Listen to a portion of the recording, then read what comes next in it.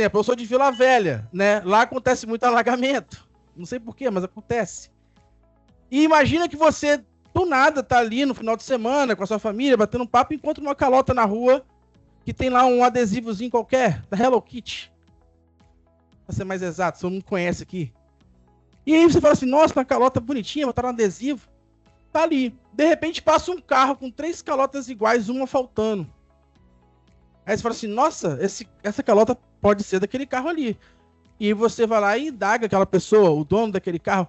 Você chegou a perder uma calota? Ou você guardou por algum motivo? Ou quebrou e deixou em casa? Ah, não, passei na rua, cheguei em casa, estava chovendo muito e perdi. Por acaso não pode ser essa daqui? E você entrega ele, você passa a conhecer aquela pessoa. Naquele sentido, aquela calota também ela vai identificá-lo. Aonde eu quero chegar com isso, gente? Ao tratar dados pessoais, temos que ter um devido cuidado. Assim como eu quero que meus dados sejam tratados, eu também devo tratar os dados pessoais de terceiros. E quando eu trato dados pessoais, você, como escola, seja no ambiente municipal, federal ou estadual, você pode ser classificado como agente de tratamento de dados, que são apenas 2. Vocês lembram quais são, já que vocês conhecem a LGPD? Quais são os agentes de tratamento de dados pessoais?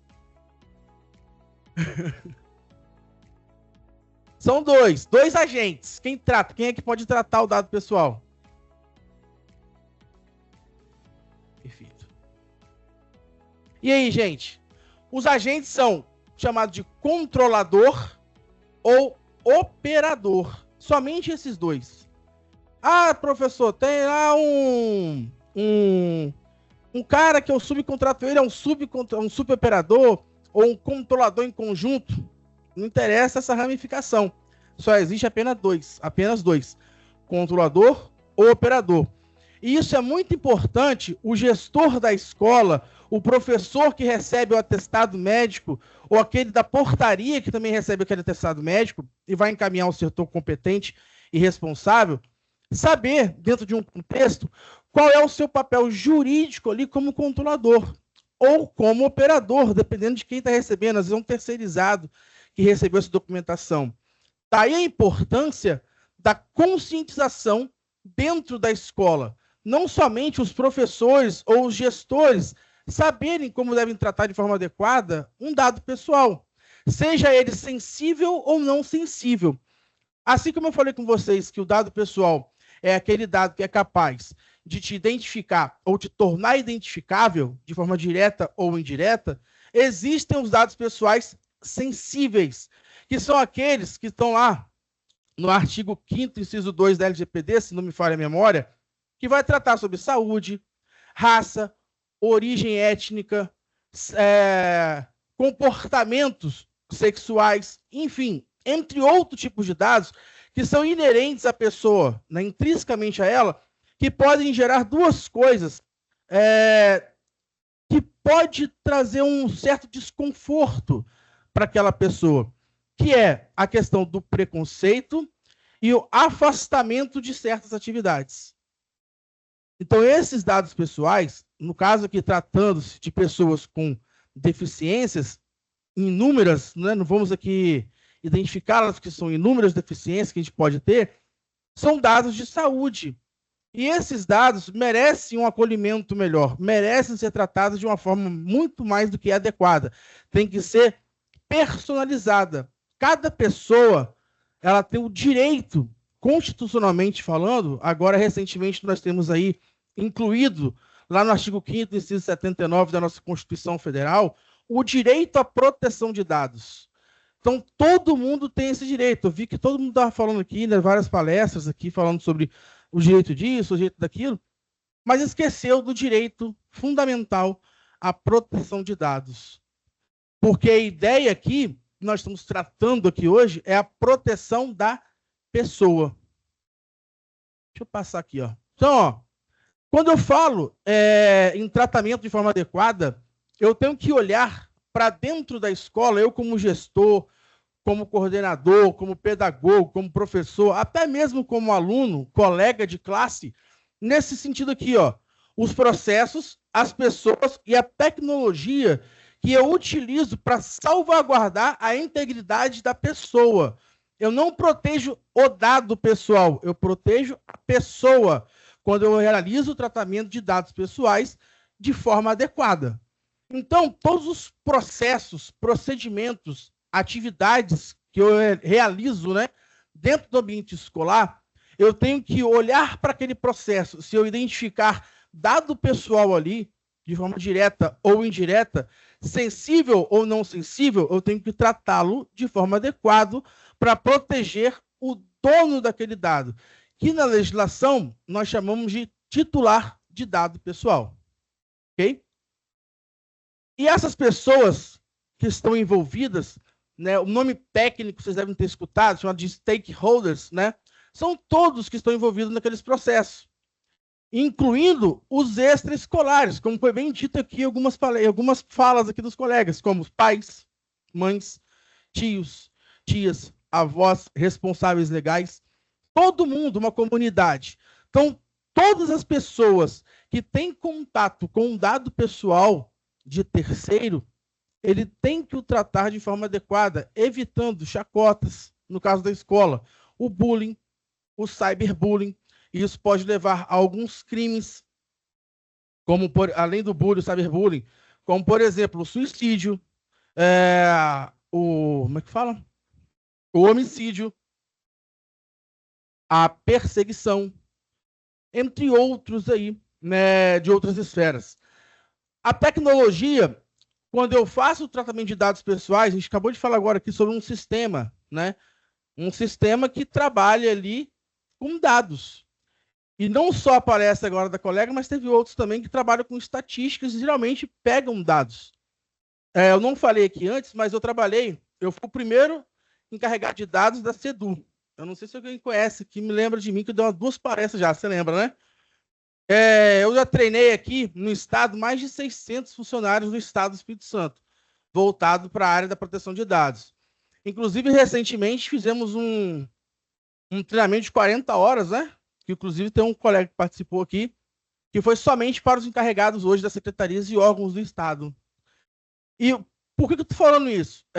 Muito me preocupa hoje, né, no estado, nos municípios, na administração pública de modo geral, a importância que tem dado a LGPD. Deixa eu só tomar aqui um pouquinho de água.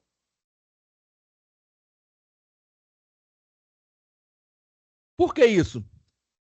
Porque tem acontecido algumas anomalias no tratamento de dados pessoais e tem gerado certo desconforto para as pessoas que são donas desses dados pessoais.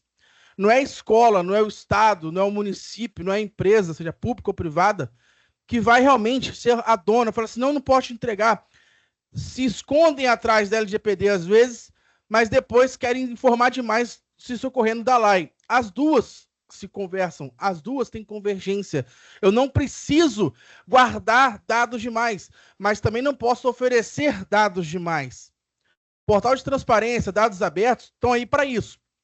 E detalhe, pessoal, quando alguém for solicitar esses dados para vocês, né, que vocês armazenam na escola, tendo essa questão da informação do dado pessoal de pessoas com deficiência, tomem muito cuidado, porque eu só posso compartilhar dados pessoais com terceiros em 3 hipóteses. Ou autorizado pela própria pessoa, eu vou lá junto com fulano de tal, falo assim, olha, pode entregar para ele.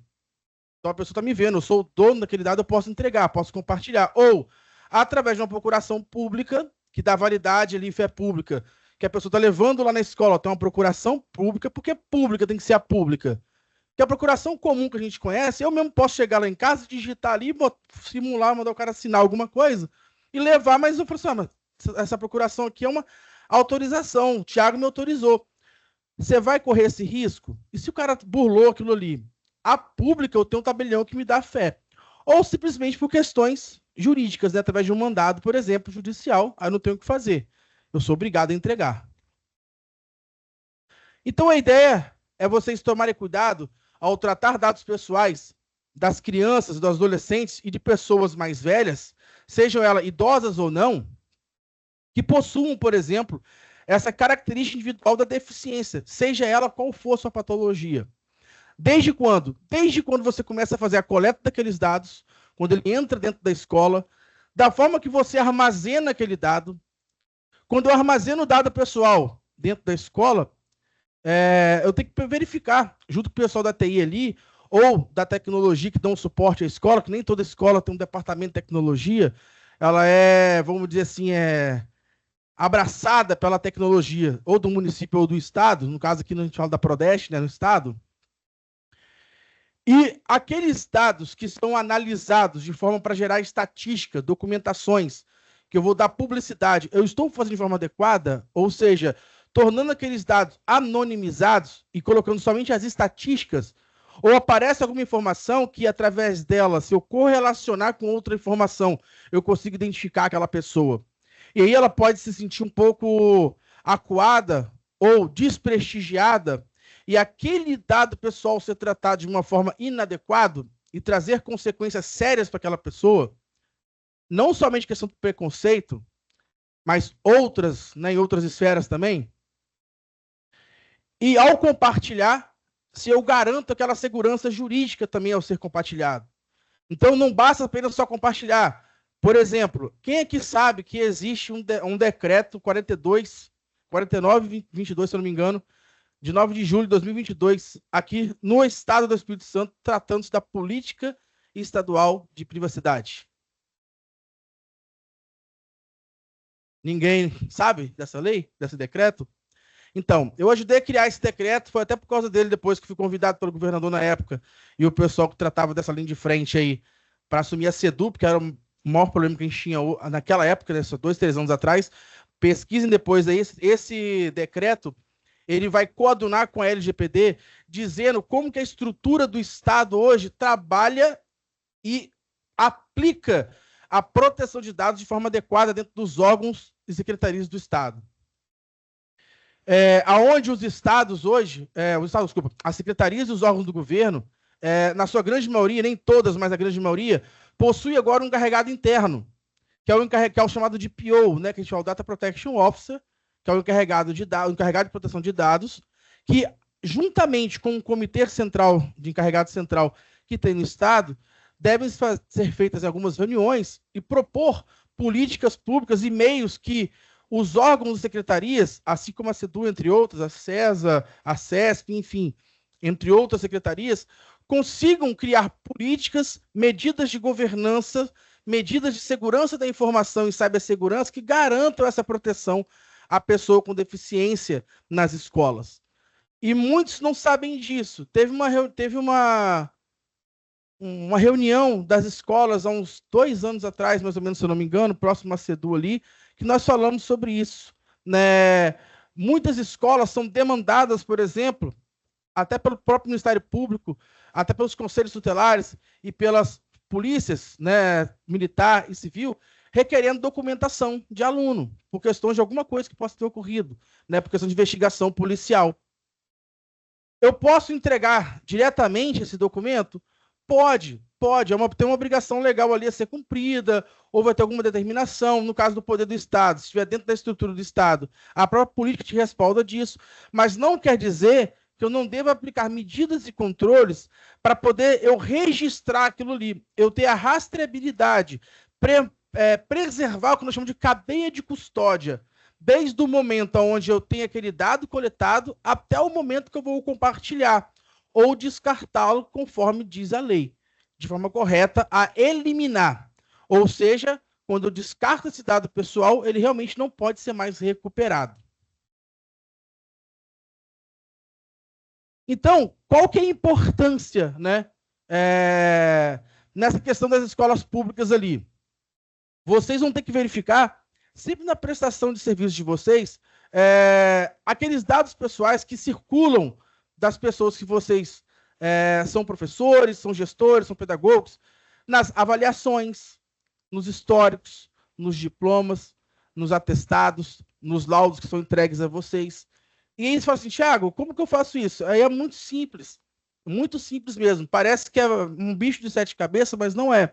Basta criar uma política de gestão documental, não olhando somente para a LGPD, porque quando a gente fala em LGPD, por ser uma legislação, a gente deve olhar para o ordenamento jurídico como um todo, de uma forma una. Vou dar outro exemplo aqui que vocês podem estar pesquisando, a questão do CONARC. O CONARC, o Conselho Nacional de Arquivos, ele traz lá algumas resoluções que auxiliam a vocês a como criar uma gestão documental de forma mais eficiente e mais assertiva, não somente para o tratamento, armazenamento ou compartilhamento dessas informações, mas também para a exclusão e manutenção, através de um apoio de como criar uma tabela de classificação e identificação desse tipo de dado pessoal e também uma tabela de temporalidade, porque eu não posso ficar com esse dado ad eterno, permanente há tantos mil anos. Claro, existem dados e dados. Se a lei disser para mim que aquele dado tem que ser conservado de forma permanente, eu vou conservá-lo e devo criar medidas de segurança para que assim seja feito. Agora, se for um documento cujas informações que estão ali dentro, contidas nele, ele tem classificação corrente ou intermediária, eu vou tratar de uma forma diferente. Normalmente, os entes públicos, o Estado, o município, tem lá a sua parte de arquivos. Então, muito se falou aqui, né, eu estava observando aqui os painéis anteriores, de manhã eu não pude vir por compromissos, mas que falam-se muito da multidisciplinaridade, né, ou da interdisciplinaridade. A LGPD também ela é assim. A LGPD ela não veio para poder engessar o trabalho de vocês. Ela não veio para poder impedir aquilo que vocês fazem hoje. Pelo contrário, ela veio para abrir os olhos de vocês, que são controladores, que são operadores, de como realizar o tratamento desses dados pessoais de uma forma correta, mais adequada, mais segura, que traga segurança para aquele que custodiou aquele dado para você. Né? Aquele aluno que chegou e fez a sua matrícula na escola, aquele aluno que foi lá e entregou o seu atestado, entregou o seu laudo, ou aquele aluno que chegou lá e pediu uma transferência. Como que você vai entregar aquele dado pessoal sem ter uma adequada confirmação daquela forma de entrega? Seja ela de forma física, ou seja, lá no balcão, através de um papel, ou de formato digital, ou de forma híbrida. Vai que você receba esse documento lá de uma forma física, num papel, e faz uma digitização ou uma digitalização, que são duas coisas diferentes, né?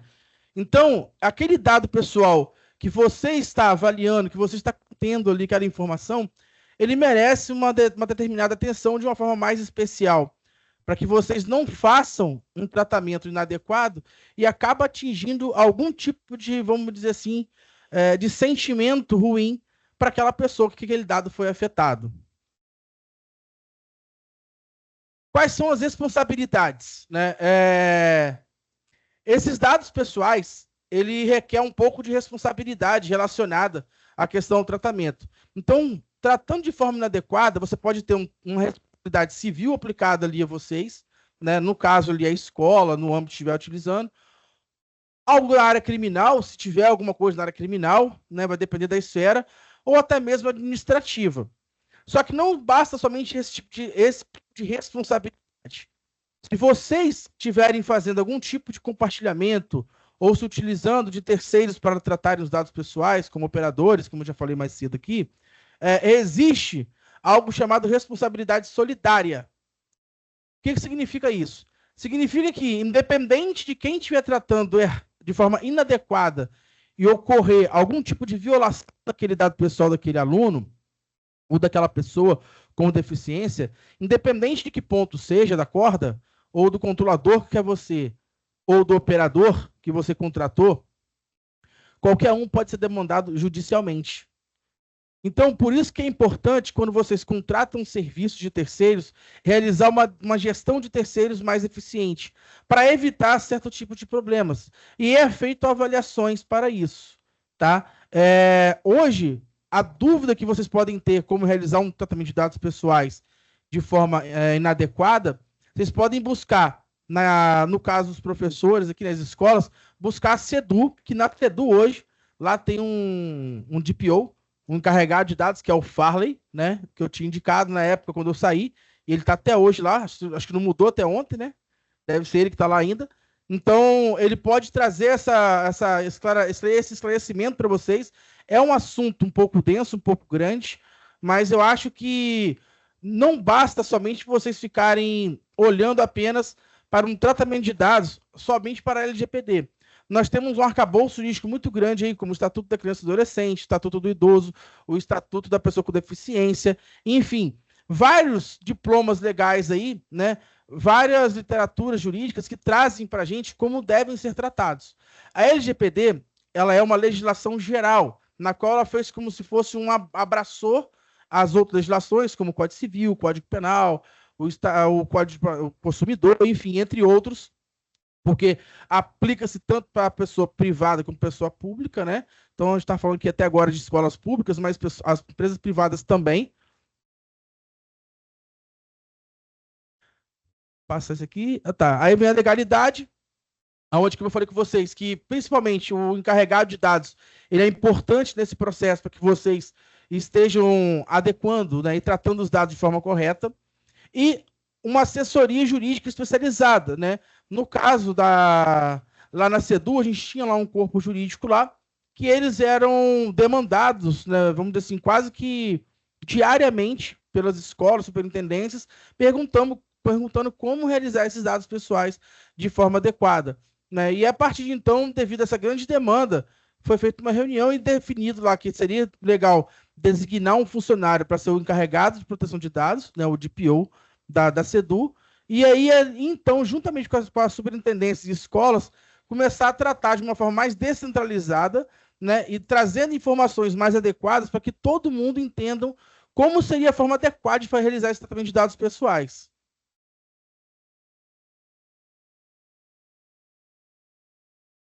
Então, ali já foi o que eu já falei, né? Os dados pessoais de pessoas com deficiência devem ser tratados com atenção especial.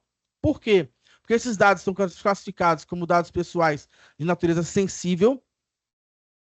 E esse tratamento deve ser realizado conforme as bases legais trazidas pela LGPD. No seu artigo 7º, ele vai trazer lá as bases legais do dado pessoal não sensível. E no artigo 11, ele traz as bases legais do tratamento de dados pessoais sensíveis. Nesse caso aqui, por exemplo, a administração pública, na sua grande maioria, trata como legítimo interesse ou política pública, né?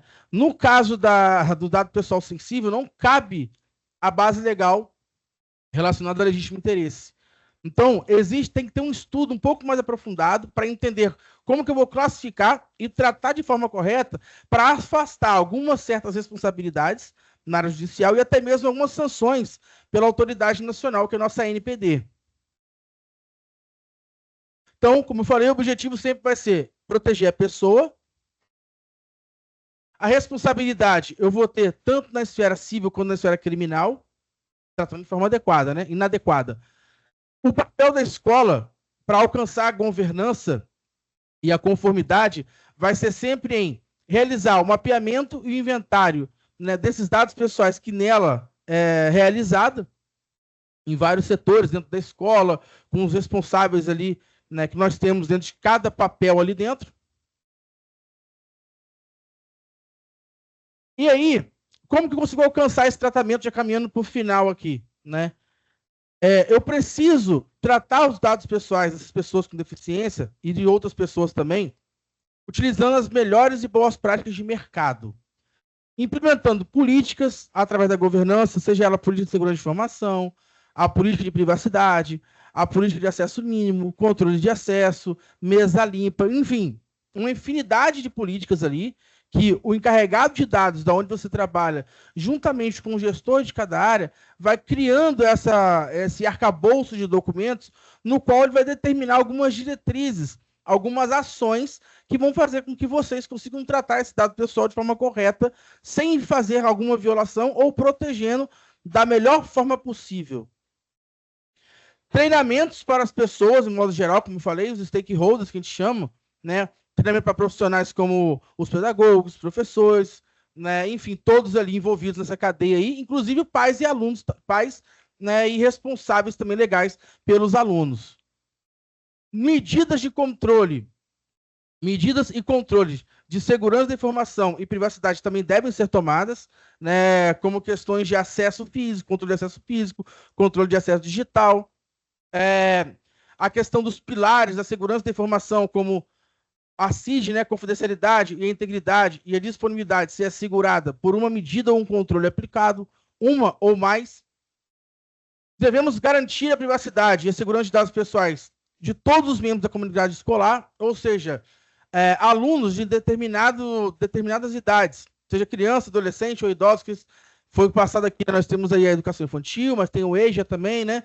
Tem pessoas com maior idade, então não é só crianças e adolescentes que eu devo, né, tá observando esses dados pessoais, mas podem ter adultos ali também que tem essa questão da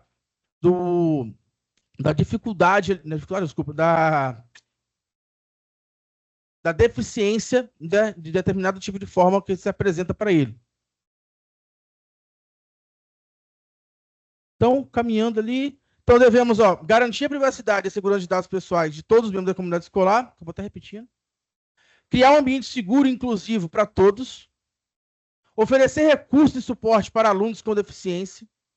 Já foi até falado aqui em algumas palestras, né, porque eu não queria repetir, como a questão de teclados aderentes à deficiência, que está com problema de locomoção, com a mão ali, aqueles programas de audiovisual, que a pessoa, por exemplo, tem deficiência visual, ela consegue escutar e falar, e o programa, né, escrever lá algum texto para ele, ou fazer a leitura automática para ele também. E promover igualdade e justiça social no ambiente escolar. Quando a gente fala igualdade aqui, na verdade, né, e justiça social, a gente está falando de equidade, são duas coisas diferentes. Como falado aqui, mas deixar bem claro, não adianta eu dar as mesmas armas, né, para as pessoas de forma igualitária. Eu tenho que dar aquelas armas adequadas para cada necessidade de forma singular para cada pessoa. Não adianta, por exemplo, se eu chegar lá atrás e botar uma parede ali, colocar uma pessoa de 1,50 m e outro de 1,90 m e falar assim, olha, todos os dois conseguem olhar para fora e dar um banquinho, né, para aquela pessoa ali que tem 1,90 m e não dá nenhum para outra. Então é totalmente desigual. Então a gente tem que tratar os iguais das suas igualdades, igualdades das suas desigualdades. Então, para finalizar, já caminhando para o final ali, eu quero só deixar uma pergunta para vocês aqui em relação à proteção de dados, que é o seguinte: tanto as escolas públicas quanto as privadas, hoje, elas estão preparadas para enfrentar esse desafio, para entender o direito de todos? Por quê? Porque, olha só, no direito a gente fala que o direito acompanha a sociedade, né?